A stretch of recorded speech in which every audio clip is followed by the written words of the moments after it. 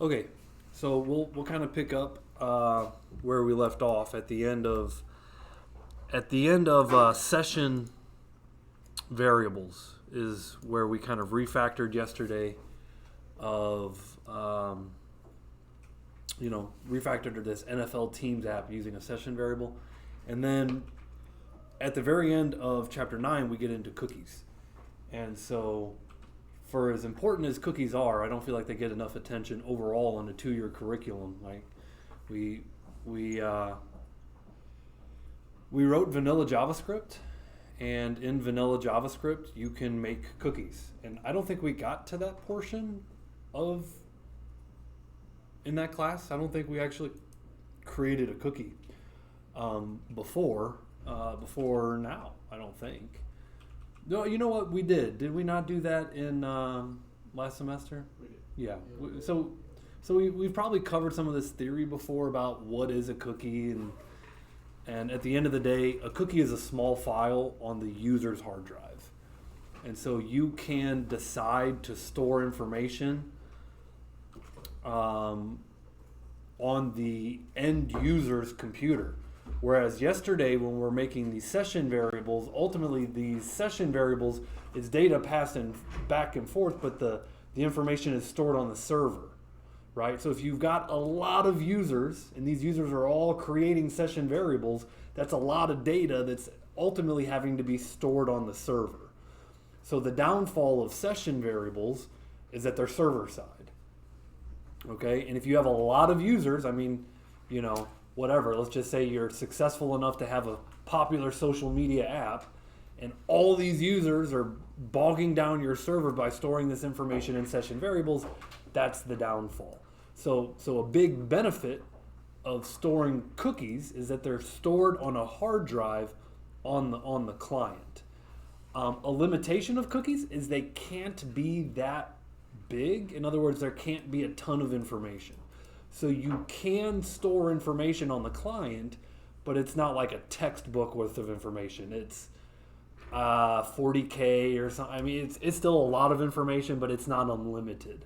So cookies are limited in their file size and how much information you can store.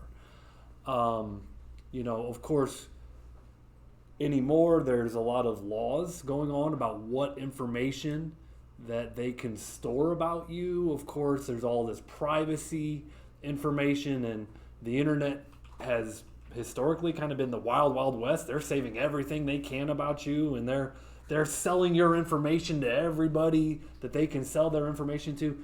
And I don't know how many years ago, Europe introduced some big law, some big legislation that said, hey, you have to make users accept your cookie policy.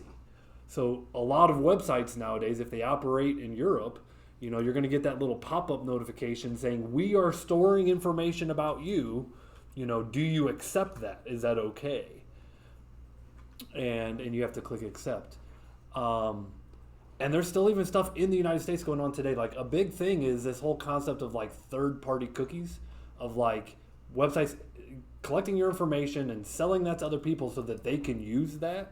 Like a third-party cookie is tracking information across domains. So like, I go to BurgerKing.com and I'm looking at burgers about their jalapeno burgers. Like, why does Facebook need to know what kind of burgers that I like on BurgerKing.com? Like, Burger King can sell that information to Facebook. That's a third-party cookie, kind of selling the cookie information that Burger King's collecting about you to another third party. Okay, and so even today, like in United States, like Congress, they're talking about banning third-party cookies, like selling information cross domains, right? And all of this, but it all starts with just data gathering, right? Storing information and saving that information on a small file on the hard drive. I think it almost as a text document. I mean, it's not a .txt, but it's a small document that your browser has access to. Okay, so cookies in Chrome, have their own file to store your information, but those are different cookies than the cookies in Firefox, right? They have their own files of information that they store and save on the hard drive. So that big limitation of traditional cookies, JavaScript evolved, and JavaScript went from traditional cookies to that local storage. If you guys remember in the JavaScript class, we did kind of work with local storage, which is the same concept as cookies. It's like saving information on the client side, but local storage doesn't have the limitations of file storage. In other words, local storage can save more data than cookies can. So, if you're just working in vanilla JavaScript and working with local storage, you don't have that limitation. But even going back to just like pure JavaScript, in pure JavaScript, you would write cookies. It would look a lot like this. In JavaScript, there are these objects called the request and response. Now, in C#, they just name them the same thing. And so in JavaScript, if you're going to make a cookie in pure vanilla JavaScript, again, request object and response object, and it works the same way in C#. They basically made the same objects. And to make a cookie, it's the response property dot cookies dot append. This is the key, right? The key is username, and then the value is grace. So they're stored in key value pairs, as we're kind of getting used to that being the case pretty often. Now, the reason they call this a session cookie is that if you don't set, like, it expires in 30 days. Like, if you give it a timer, then it'll save it on the hard drive for that duration in time. So by default, you could see there's basically two arguments that you pass here. If you pass a third argument, that third argument has options for the cookie, and those options can set a duration for how long to save it.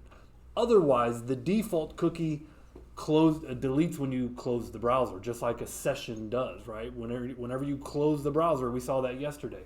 Close the browser, the session is terminated. Okay, so by default, if you don't give it that third argument, it's going to be a session cookie. This is an example of then deleting that by just passing the key, and you're calling the delete method, and reading. So to write, it's a response object, and to read, you read with request. So response.cookies and request.cookies. Then, these cookies, it's important to note, every time the client says, hey, server, I'm requesting a file, the cookies are sent from the client back to the server, right? So this cookie file is transferred back and forth between client and server, between get and post and put, and all these different requests back and forth, all these different round trips, as you call it. Okay, so this cookie file, yes, it is saved on the client, but it is sent back and forth every time between client and server. So then you have access to that data stored in the cookie on the server. And so, again, I kind of mentioned that third argument. Notice on this slide, at the very bottom, you have response.cookies.append. Remember, response.cookie, that's creating a new cookie, and that has that third option. That third option is an object. It's a cookie options object. And all that's really done in there is, okay, it's expiring in 30 days. Right, so you're setting that timer using this little syntax with an expires property equal to add 30 days. There are other options that you can set in here. By default, your cookies are only going to work on your domain. No cookies, work out of the box across domains anymore. That's all, blocked. Again, now that doesn't mean that they can't sell your information. but most browsers kind of block that third party. Yeah. So if you go on a website that uses cookies and you deny it instead of accepting it, like are you no longer able to use that website? Or certain features might not work, right? So if you go on a site and they're using cookies to store information across like a wizard, right? They're screen 1, screen 2, screen 3, screen 4, and each page you're collecting information, and that feature might not work. Gotcha. And so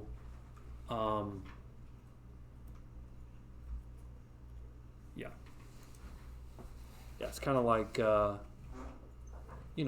in your browser you can disable JavaScript if you want. Well, you could still traverse the web, but your capabilities of what you can do on each site, if you have JavaScript disabled, most sites aren't going to work very well.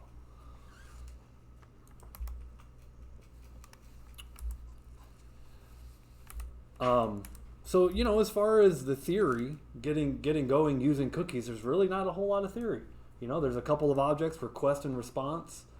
You can append new cookies, you can delete cookies, you can read cookies, you can, they're set up to expire, right? And you're just saving data in a little text file, if you will, on the hard drive that browser can access, send that data back to the server.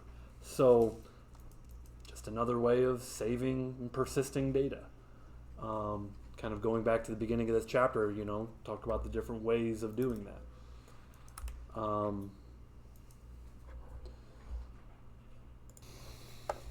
Okay, so here's the difference that we're going to build into this app. And so we've got favorites. This is kind of where it is right now. I can add the cardinals to my favorites. But if I close the browser, aka close the session, oh,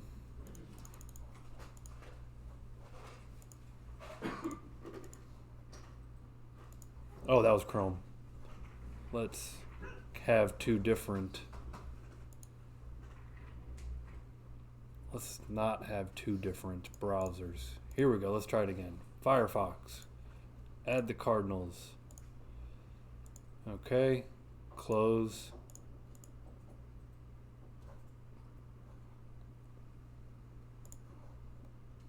And reboot. Okay, there it goes. Right. So since the cardinals are stored in a session, I just had two different browsers, aka two different sessions. So I was like, come on, man. Something work. Something not work when you want it to not work. There it is. It's not working. So that's what we're going to build. We're going to build it so that you can close the browser, and of course it remembers you, right? It remembers your favorites through the use of client-side cookies.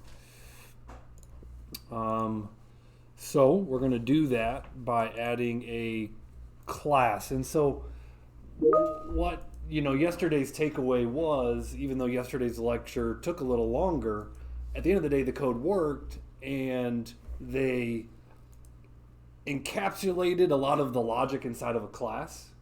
And so they do the same thing here. They take the logic and put it inside of a class for your cookies. So we add a class here called NFL Cookies. I can. Let me share my screen.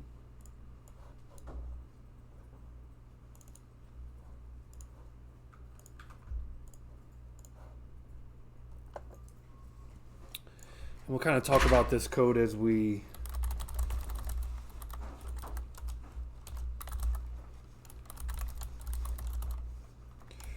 basically the key for your cookie is going to be called my teams, right? Because remembering cookies are stored in key value pairs, so they just store that in a const as to not have a typo in your string if you're using the teams key const.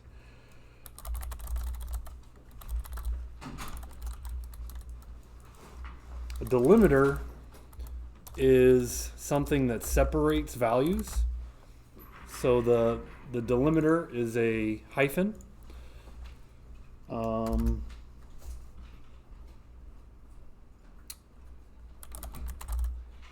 And basically we're going to have a way to both read cookies and write cookies. And so we're going to encapsulate being able to read and write cookies.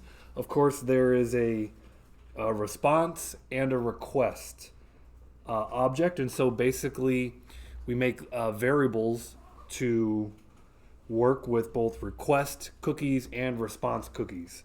So this is an interface. I request cookie collection is our interface. Request cookies, get and set.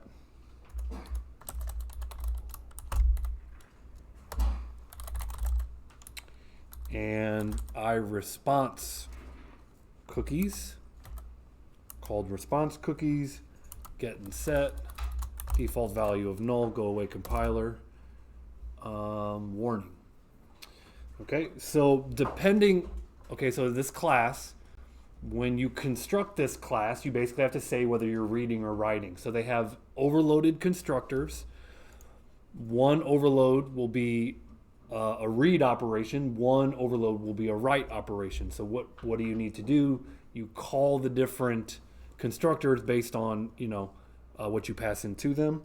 So here is the constructor that takes in a request, which is a read.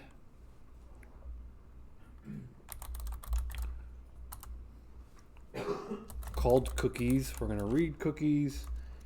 And in this constructor, you set request cookies equal to cookies that are passed in. So again, setting the field equal to the parameter value. Request cookies equals cookies. Looking good. So if you're using this constructor will be used to read cookies. This constructor will be used to write/create cookies. Of course, it's a iResponse cookies called cookies, and response cookies equals cookies. If you want to make it this dot, it just makes it a little bit more readable, because this dot always refers to an instance field. So it's not mandatory. You could just say request cookies equals cookies, or this dot. Some would argue that's more readable. Okay, so then there's three methods, right? One method is going to be to create the cookie, one to read the cookie, and one is to delete the cookie. So let's go. This is the write operation. So public void set my team IDs. And so you're just saving the IDs onto the hard drive. We're going to pass in a list of team called my teams.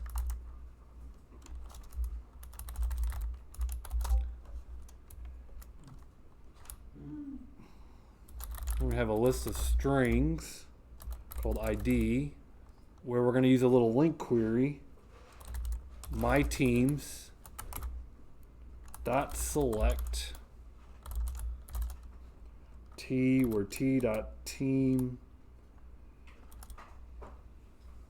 ID. We're selecting the team ID, turning it into a list. Okay, so now we have a list of strings that just store the IDs.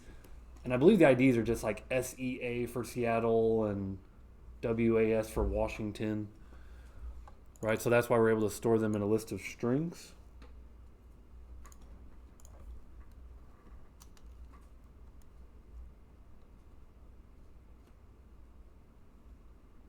Talk about this. String ID string equals string dot join delimiter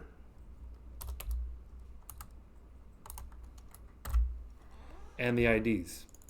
Okay, what do we have here? We have a list of teams. Well, each list, I mean, these are not one, right? This is not like one item, right? This is a collection of IDs. A join is going to combine all them together into one variable, into one string, right? So instead of having a collection of IDs, we've just got one long string full of IDs. Joining with a delimiter. I'll put a breakpoint in here so we can actually look at that string and see what that looks like.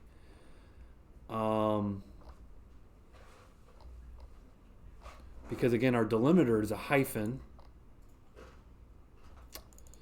So that'll be worth taking a look at.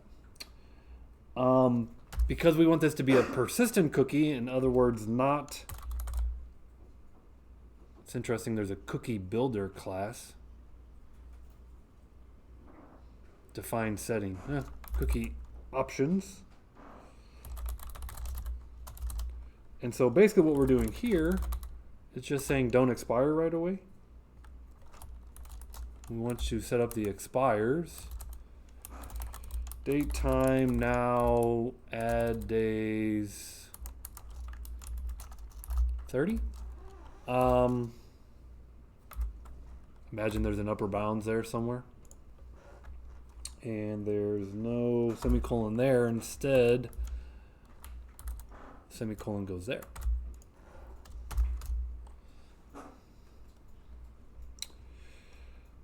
And here, I'm going to comment out this line because we don't have this method yet. Remove my team IDs. Basically, this line, deletes the old cookie before you create the new one. And here's the new line of code that we've all been waiting for. Response cookies, which is this variable right here that was constructed, that was set during the constructor. Response cookies dot append teams key. So that is what? My teams. So that's the key of the cookie. The data that we're sending in is the string, and then we're saying expire in 30 days, right? So this creates the cookie.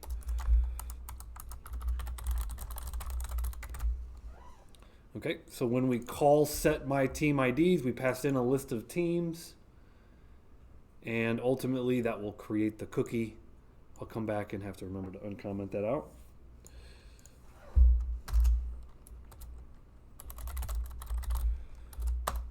This method then does the opposite operation. If that's a write operation, this is a read.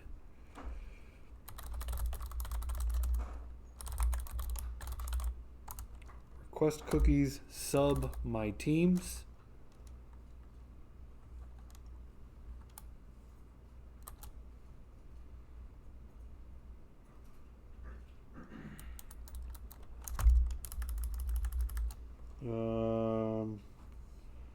My teams.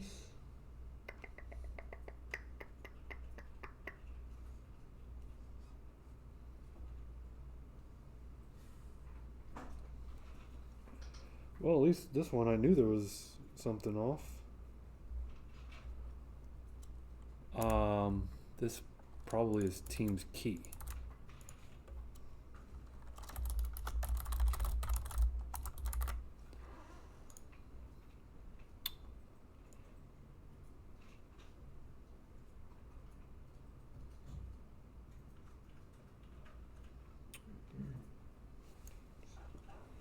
Just kind of looking here. Request cookies, you got to pass in the team's key, not, and that is my teams. I think that might be a typo. I'm looking on page 359 inside of the get my team IDs, string cookie, request cookies, my teams. There is no my teams. There's nothing called my teams. The only thing that is my teams is the key. So I think that would make sense to me. If string is null or empty,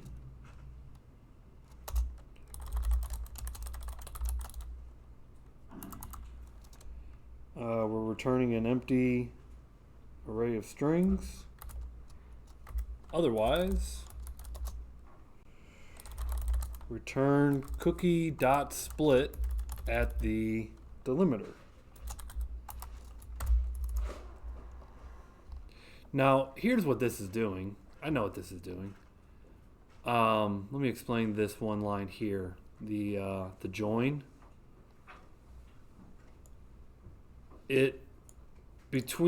Here's our list of teams, and between every team, like if Seattle and Washington, it'll be SEA-WAS. So we're adding a delimiter between every team ID. Right? And then of course when we split it, then that's setting it back as individual pieces, like as an array of string here. So this should work. And again, I think that's a typo in the book. Let us write our last method, remove my team IDs. Response cookies dot delete, passing in the team's key, and remove my team IDs. Now we can bring that back, and that remove my team IDs. Let's copy and paste. Is it teams IDs? Nope, singular, team IDs. Team IDs. Team IDs. Okay. So we now have put all the logic to create new cookies in the app. Where we go from here is home controller.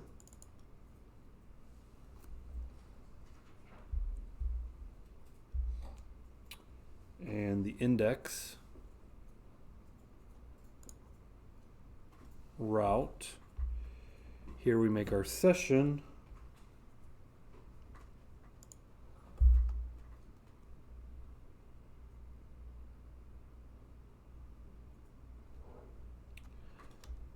After our session, if no count in session, get cookie and restore save teams in the session.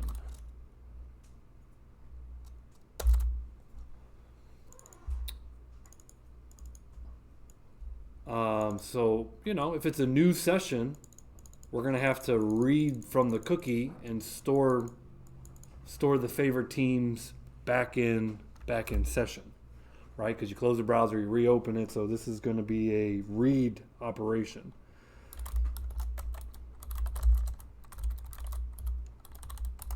Wrote a method yesterday to get the count, and if the count doesn't have a value,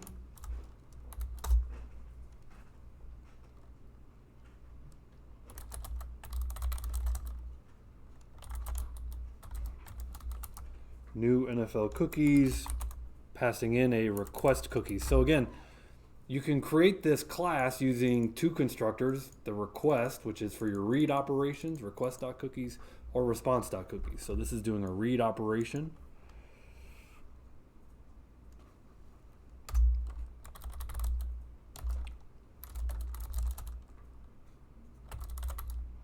Cookies, get my team IDs.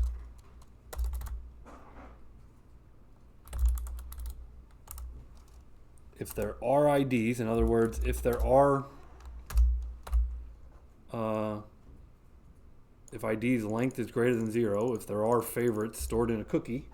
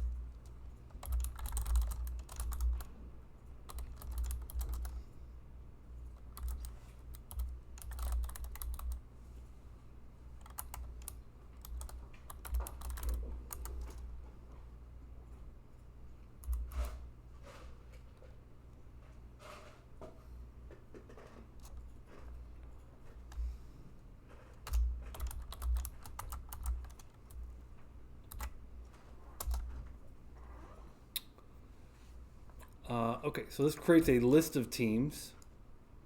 This creates a list of teams where the team ID contains the team ID.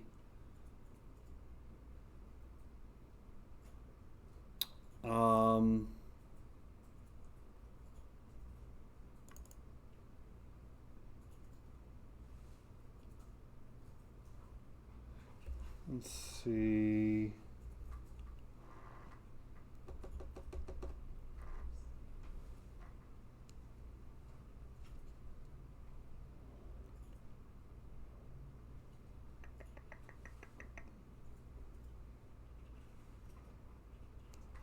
Oh, there it is. IDs. There it is.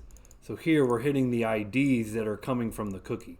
This little piece right here, this where clause, where the team has an ID, where the IDs array contains the team ID coming from the team.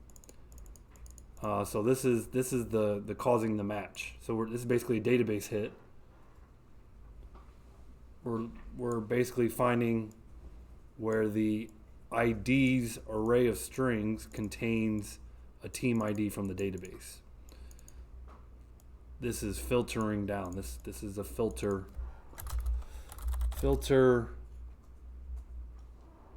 teams, basically, right? So you're not getting all your teams now, only where the IDs are contained in IDs. Hopefully that makes sense. But now we've got this list of teams and we need to store it back in the session dot set my teams to my teams. Close that out. All right, so that's reading from our cookies.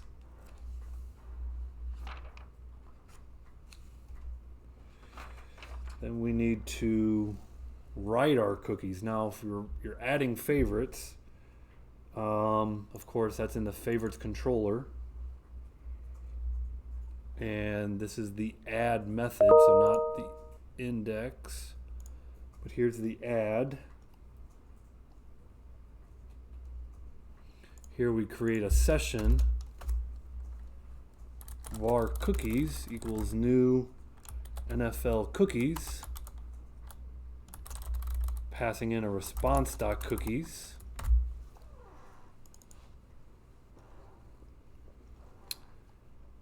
And here we do a session set my team IDs.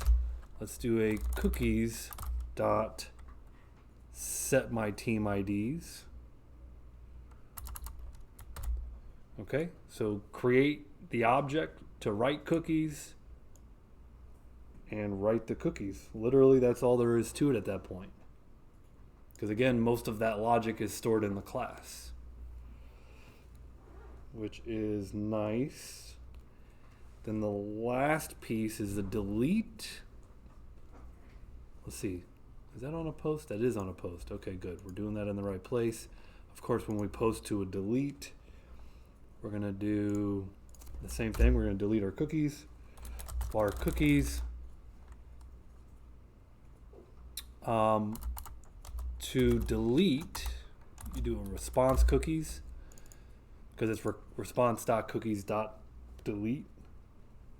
And here we'll do cookies remove my team IDs. That's where we call the delete method. And that's the finish of that code. Let's test it and see what breaks.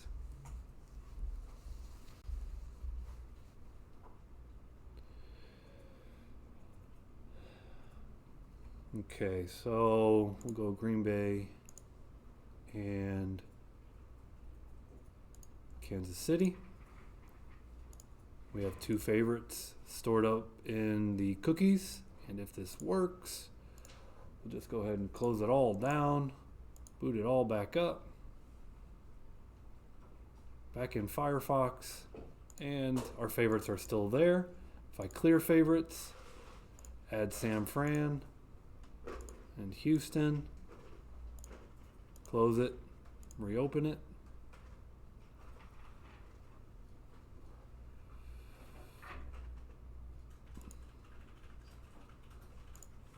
There we go. Data is persisting. Good.